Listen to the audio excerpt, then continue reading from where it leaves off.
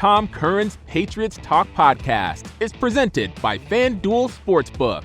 Make every moment more.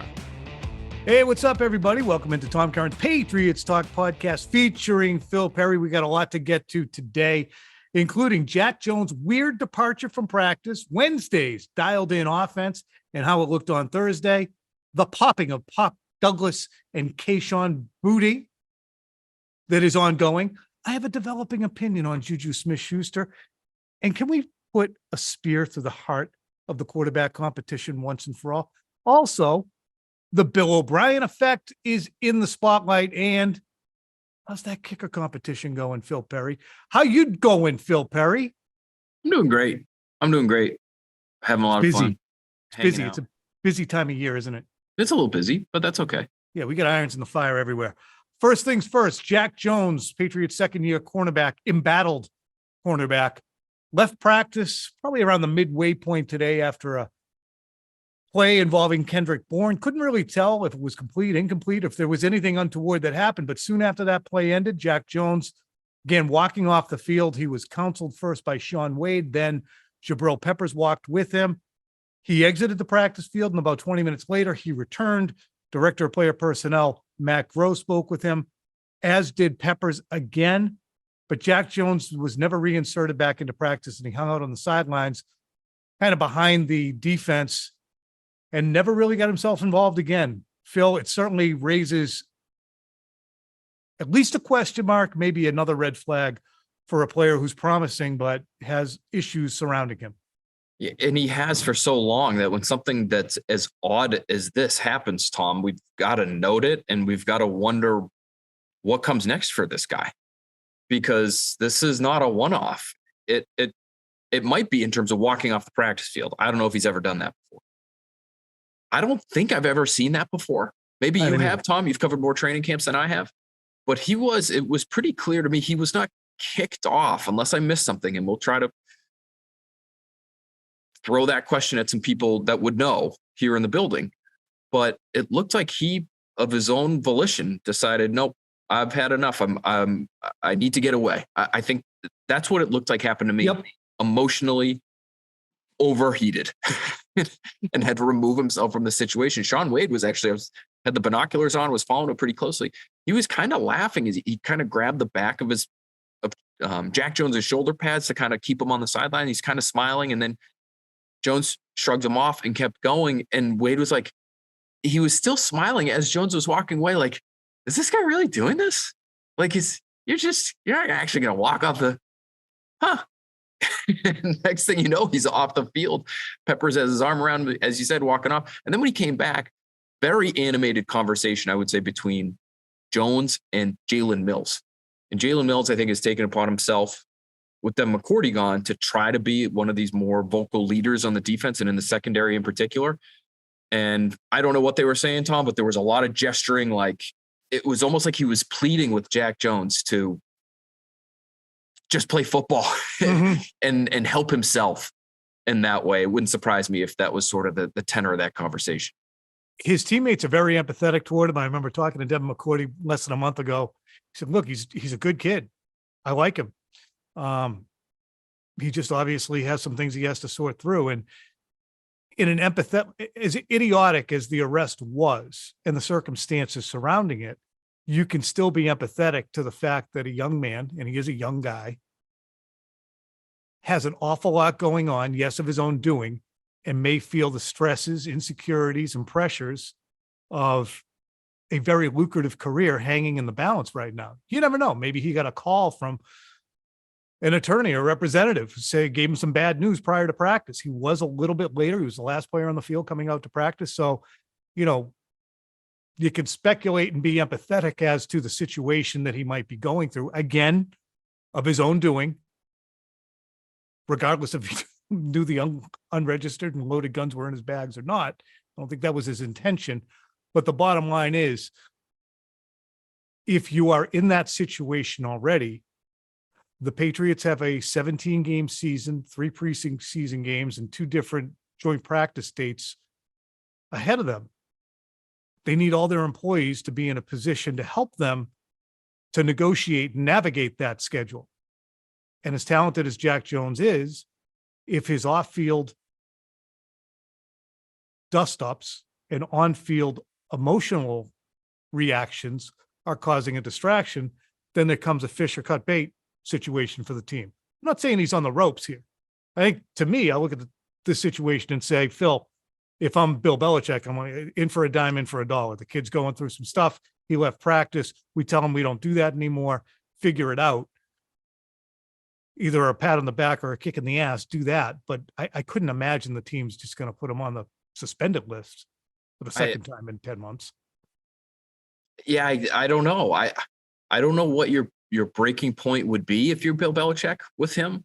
And if you've decided you're in for a dime, in for a dollar, is it because you don't love the picture at corner? You know, I actually think John Jones has been one of the best players at corner in this camp. He had another pass breakup on Devontae Parker in the end zone today. Christian Gonzalez, we both think, has looked good, although the last couple of days have been a little bit rougher for him in coverage. But I think they need him. And so if it was Sam Roberts, Tom, you know, by all accounts, a fine individual. But if it was someone like that, who's getting arrested, who's leaving practice, coming off a suspension late, I don't think he'd still be on the team. I really don't. I think this is your talent affords you opportunities that others might not get. And there also comes a point at which you'll have to make the hard decision. Okay, once we hire a kid who we know had a checkered background in college, we are acknowledging that we're accepting of those issues and we're going to deal with them in a particular way. So you are, in turn, unless you say it's a zero tolerance, screw up once and you're gone, you are in turn saying, okay, we're going to help shepherd him into young adulthood and help him get through this stuff. I mean, it's kind of what you're doing. I mean, it's not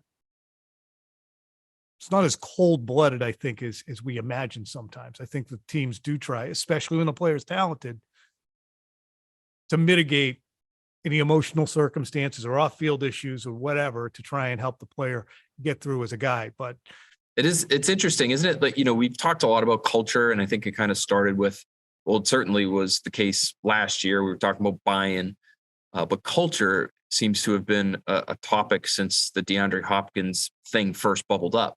And Dominique Foxworth, I think, has defined culture in an interesting way to me that I continue to remember, which is culture is what you allow to happen in your organization.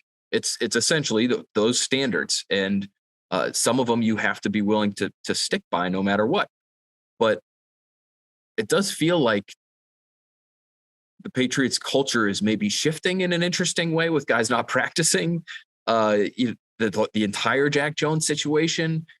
Matt Judon isn't practicing. It's not seemingly a load management thing, but maybe a contract thing. There's a lot that's being allowed to happen this summer that I don't think we would have seen in previous years. Yeah.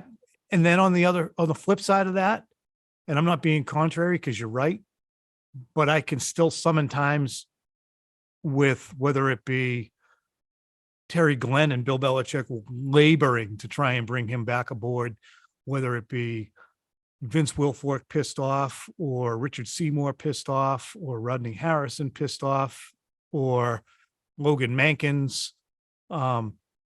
These things do bubble up over the course of time. You don't see the load management back then that you alluded to. Absolutely not.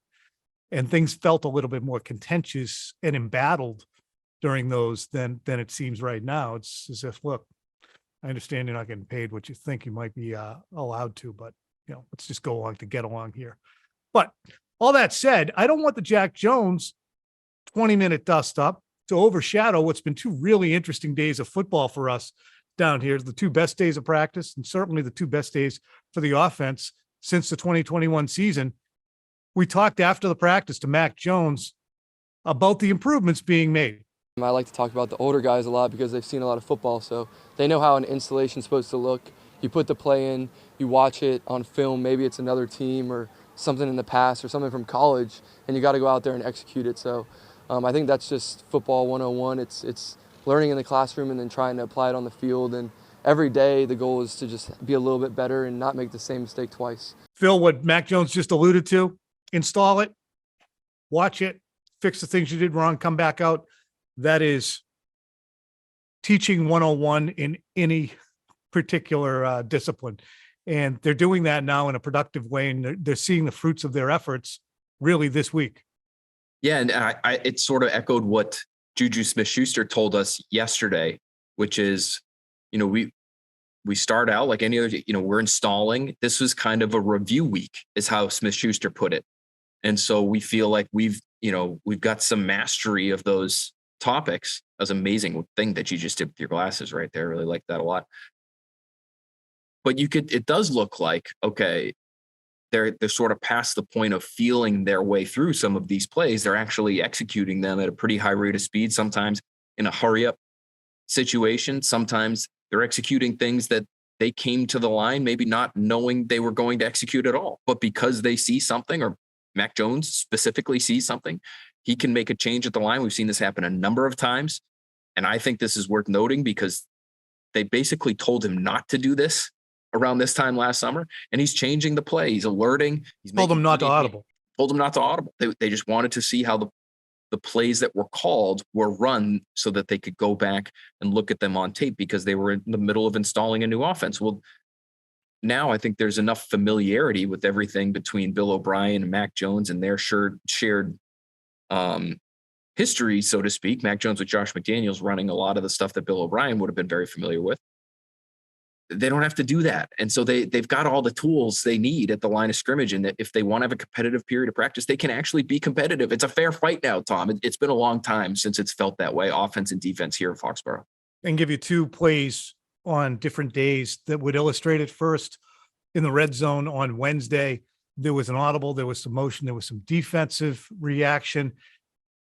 And then the Patriots were able to unleash a play in which Juju Smith-Schuster worked inside and came completely uncovered in the end zone with a nice toe tap reception for a touchdown. Same thing, an audible on Thursday that ended up going to Kendrick Bourne on the left sideline for another toe tap, full extension reception with Christian Gonzalez in coverage on that one. Phil, those two plays, anything to add to those, or do you look at those as emblematic of what we're talking about with the stuff that you can do now? Those are the two best. And I think those are two of their best, maybe 3 or 4 plays last 2 days here. And it's just, to me, it's a sign of how they're going to have to win, in my opinion, when the regular season starts, because this stuff in training camp, it's all well and good. There's not a real pass rush. I think a lot of these reps, if there was a real pass rush, they'd be pretty well ruined by Patriots pass rush if they actually were able to touch the quarterback, because there's issues on the offensive line right now. But that's how you're going to have to win. You're not going to be able to just out-talent people out there. You're going to have to look at the defense, survey things, understand where your leverages are across the board, where your good matchups are, change plays. The receivers are going to have to get those signals. And I'll never forget, Devontae Parker had a rough, first few weeks here in New England, and he was missing signals. He was missing alerts at the line. There were things they were trying to communicate to him that he didn't get, and it was ruining plays. And it doesn't seem like that's happening with any of these guys anymore. And Smith-Schuster is good to point out, Tom, because for a guy that I wasn't sure, honestly, the way he was talking about the offense in the spring, I was a little concerned for him. Just talking about how difficult it was to pick everything up. It doesn't look like he's having a hard time picking things up out there.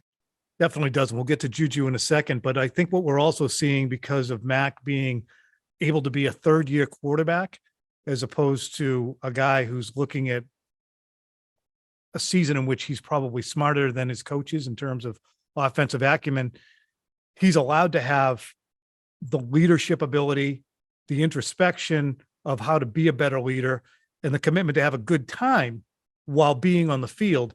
All of those things are showing forth, and Mac Jones talked about that. That's one of the things this offseason I put a lot of thought into, is just enjoying the game, and especially practice, right? It's practice. Sorry, we got a screamer. But yeah, I think it's good to have fun, but at the end of the day, we're out here working. Putting in the work is the most important part, but we got to just have that juice every day. I feel like, it comes from the leader and the leaders of the team, so you just have to go out there and have fun. I mean, there's probably plenty of people out there like, okay, enough with the hopping around, the dancing, and the chest bumps. But whatever, they're having a good time with it, and they don't take themselves too seriously with it either. I think that that's a big part of it. Mac doesn't take himself tremendously seriously at times, which I think endears him to his teammates, but he does seem unburdened, doesn't he? And I think what stood out to me is it's just been a long time since the offense has pissed off the defense. Like that used to happen with Brady. You remember Brady would jaw with Matt Patricia or whoever, a defensive coaches on the other side. And you can't stop us. There's nothing you can do. Like you're starting to get some of that from the Patriots offense. And I think Patriots defense is good. I'm not sure how good they will be this year in 2023, but I think this is a good sign. The fact that these periods are competitive, both sides are winning reps. I don't want to make it sound like the offense has been dominant.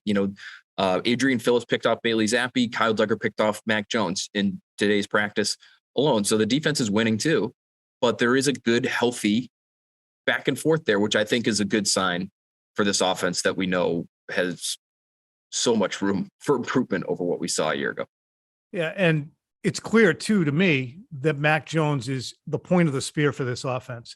Yet we still have continued conversation that spilled over from the offseason because Bill Belichick did not name Mac Jones his starter. He's not going up and down the roster and saying starter, not starter, starter, not starter. But quarterback's different than middle linebacker. So it's continued to be an issue for people, especially the way last season ended. All that said, despite the groundswell of support for Bailey Zappi and some of the in the building whispering that I thought existed in the offseason that praised Bailey Zappi just doing what he was told and Mac Jones not doing what he was told, that emanated into the media, there is absolutely nothing at all to indicate that there's any kind of a quarterback competition at all. And to amplify that, here's what Juju Smith-Schuster had to say on Wednesday about Mac Jones and the offense.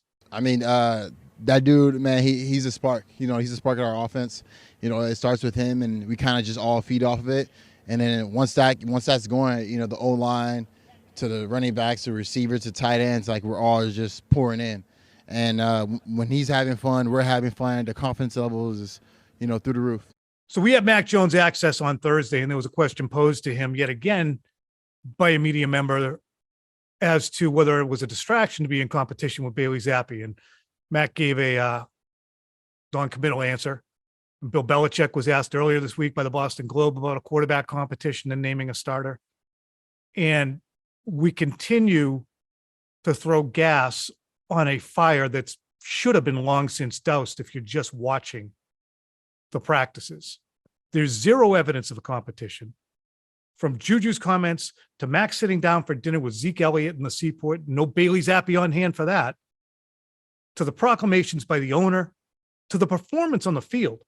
There is not a quarterback competition going on. Mac Jones is the Patriots starting quarterback unless he gets injured. He's not about to be overtaken. Phil, can we put a spear through the heart of this conversation? How about a trident? Can we use a trident? Fine, Aquaman.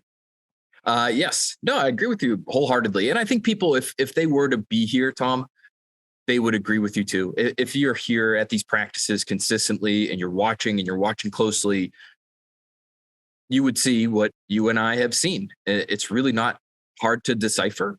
And I think you'd also, even for the Zappyites out there, you would notice the things that limit him because they do pop up fairly regularly, and a lot of it is unavoidable. It's who he is. He's not tall. He's not an amazing athlete. He doesn't have a huge arm. Mac Jones doesn't have anything at a 10 out of a 1 to 10 scale either, but he's an improvement on Zappi in just about all of those things. And they've stood out, I think, at times because he's not getting great protection. So you're seeing things like him trying to throw on the run off platform, crazy arm angle, and it really just amplifies some of the limited skill sets that he's working with. So the Patriots, I'm sure, see that. It is interesting. Every once in a while, they'll do something like they did today, Tom, where they had Bailey Zappi throwing with the number ones at receiver and playing behind the second team offensive line. Mac today threw a bit to the twos at receiver, played behind the first team offensive line. But I really do think that's just, hey, well, we might have Trey Nixon might be a practice squad call-up someday. So Mac has to get used to throwing to him, or Mac could get hurt. So Bailey has to get used to throwing to Juju Smith-Schuster. It's just that way of making sure that you're mixing and matching a little bit so you're ready for the regular season. It's not preparing Bailey Zappi to start week 1. And this too, because it does tend to be that way when you try and point out the differences, is Bailey Zappi is an NFL quarterback. He's not an NFL starter, but he does have NFL capability. He does not look like a total fish out of water out there. He does have his limitations, but Mac Jones is a first-round pick from Alabama in the 2020s. And that's about as good a preparation as you can get for the National Football League as any time in any place in the history of the NFL or college football. And he plays like he's got that advantage over him. He's bigger. He's more accurate. The arms are basically the same. He's just a better player. End of story. Hey, football season is about to kick off, and FanDuel is giving you the chance to win all season long, because right now, when you bet on a Super Bowl winner, you can get bonus bets every time that team wins in the regular season. Just pick any team to win the Super Bowl, and you'll get bonus bets for every victory. You can use bonus bets on spreads, player props, over-unders, and more. So visit FanDuel.com/NSBO and start earning bonus bets with America's #1 sportsbook. That's FanDuel.com/NSBO. Gambling problem? Call 1-800-GAMBLER. Hope is here. GamblingHelplineMA.org or call 800-327-5050 for 24/7 support, Massachusetts. Call 1-877-8-HOPE-NY or text HOPE-NY 467-369 New York. 21 plus and present in select states. FanDuel is offering online sports wagering in Kansas under an agreement with Kansas Star Casino LLC. Bonus issued as non-withdrawable bonus bets that expire 7 days after receipt. Restrictions apply. See terms at sportsbook.fanduel.com. Gambling problem? Call 1-800-GAMBLER or visit FanDuel.com/RG in Colorado, Iowa, Michigan, New Jersey, Ohio, Pennsylvania, Illinois, Tennessee, or Virginia. 1-800-NEXT-STEP or text NEXT-STEP to 53342 in Arizona. 1-888-789-7777 or visit ccpg.org/chat in Connecticut. 1-800-9-WITH-IT in Indiana. 1-800-522-4700 or visit ksgamblinghelp.com in Kansas. 1-877-770-STOP in Louisiana. Visit www.mdgamblinghelp.org in Maryland. 1-800-522-4700 in Wyoming or visit www.1800gambler.net in West Virginia. The Bill O'Brien effect also helps to bring out why Mac Jones is better as a quarterback, because I think those two are definitely speaking the same language. Not only him, but also some of the receivers, Juju Smith-Schuster on Bill O'Brien. When they got Bill O'Brien, like it was kind of like a no-brainer, just because I know how this system is and how it works, and how he works the offense, and Belichick as he is as a head coach, and to bring OB in and to bring Mike and all those other guys, all these key pieces, it was kind of like, wow, it was a great fit for me. Phil, where does Bill O'Brien's influence show up the most to you? To me, it's been, boy, that's a great question, Tom. You must do this for a living. I work at it. Because it's everywhere. I think it's in the cleanliness with which they've played, right? How many times have we seen an offensive player go on a lap? They ran 2 laps. That's amazing. 2 or 3 days ago. Bill Murray and Cody Russi both had false start penalties in pretty quick succession. I want to say 3 or 4 days ago. Outside of that, you almost never see an offensive lap or an offensive penalty. You very rarely see any sort of discombobulation at the line of scrimmage. So I think that's Bill O'Brien. I also think the variety in what we've seen from them offensively is Bill O'Brien. We've seen them run wide zone. We've seen them run power and counter and wham plays and these downhill gap scheme plays. We've seen like 5 or 6 different variations of screens, and probably more than that. We've seen, I think, the foundation being laid for RPOs. We've seen them go empty. We've seen them play with 2 tight ends. We've seen them play with 3 tight ends at times. So they have this multitude of schematic buckets that they're already dipping into. Whereas again, I felt like last year they were just so limited in the number of things they wanted to do that it made them very simple it set them up to be very simple throughout the course of last season. I really do feel like now they'll be able to, by the time they get to September, be that game plan offense that they've been for a long, long time. Hey, if it's going to be a 2 tight end game, it's a 2 tight end game. If we're going to go empty in this game and have 3 receivers, maybe even 4 at times on the field, then we could do that too. That to me is is already happening. And I give Bill O'Brien credit for that. And that's why, while a number one receiver, as anybody in the media or a fantasy football aficionado, or even the Patriots might define it, is all well and good, the Patriots don't have that, as they define it, outside X receiver who can win on his own without scheme helping him. He can win inside and he can just be a force of nature. They don't have that. And really, there's probably only about 7 to 10 of those in the league. But they have to win on scheme. And what we've seen over the last couple of days between Parker, the surprisingly productive and sharp Juju Smith-Schuster, and Hunter Henry, and of course Ramondre Stevenson, you got 4 guys, and Bourne, I'll throw him in too as a half thumb